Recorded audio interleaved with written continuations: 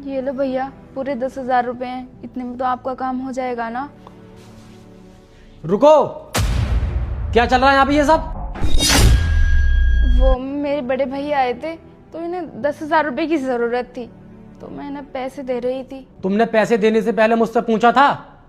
पूछा था, बताओ। पूछा तो नहीं था, लेकिन जब आप ऑफिस से घर आते तो मैं आपको बता देती। अरे बताती तो बाद में ही ना, तब तक तो ये पैसे लेकर चला जाता यहाँ से। वो बड़े भैया की बेटी की ना तबीयत खराब है, तो मैंने इन्हें पैसे दे दिए ताकि ये उसका इलाज करा सके। अरे कोई भी काम हो, मुझे उससे क्या? और तुझे पता है कितनी मेहनत से पैसे कमाता हूँ मैं, तब इस घर में पैसे आते हैं और तू इसे ऐसे ही दे रही है, ऐसे लुटाई जा रही है पैसे। अरे मैं किसी बाहर के आदमी को थोड़े ही दे रही हूँ पैसे, मैं अपने भैया को ही तो पैसे दे रही हूँ। और इनके बुरे समय में हम इनकी मदद नहीं करेंगे तो फिर कौन करेगा? बहन, अगर जिया जी को बुरा लग रहा है तो रहने दे। ये ले अपने पैसे, मैं किसी और से ले लूंगा। रुको, और तुम मुझे गलत मत समझना, मेरा कोई गलत इंटेंशन नहीं है। मैं तो बस तुम्हारी बहन को कुछ याद दिलाना चाहता था। क्यों मिस्टी, याद आया तुम्हें? अरे क्या याद दिलाने की बात कर रहे हो आप? मुझे कुछ भी समझ नहीं आया। अभी बताता हूँ मैं तुम्हारे लिए।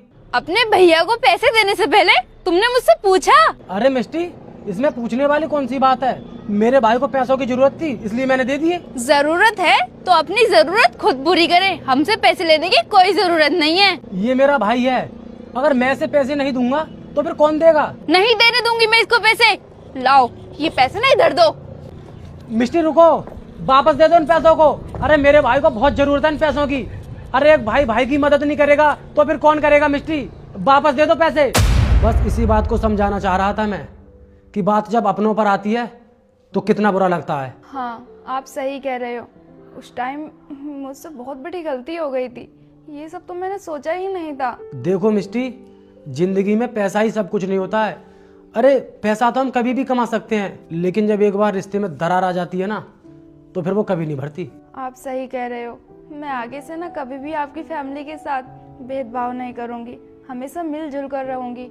इस बार आप मुझे माफ कर दो। चलो अच्छा है कि तुम्हारी सब कुछ समझ में आ गया।